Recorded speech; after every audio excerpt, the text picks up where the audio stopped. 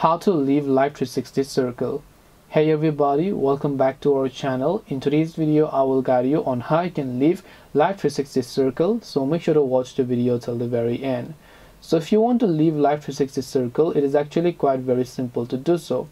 All you have to do is go ahead and then first of all make sure to launch the Life 360 application here. And once you launch the Life 360 app, make sure that you are signed into your account. After you do that, make sure that you select the correct circle from which you want to live, because you will be able to see those circles here.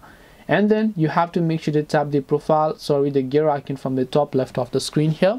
And once you tap on the gear icon from the top left, over here you'll find an option known as circle management.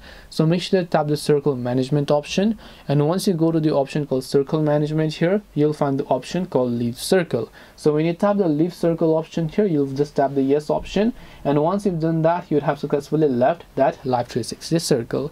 This way you can leave Life 360 circle. Hope this video was very helpful. If you have got any more questions, feel free to also leave them down in the comment section. Thank you for watching till the end of this tutorial, and see you soon in our next video.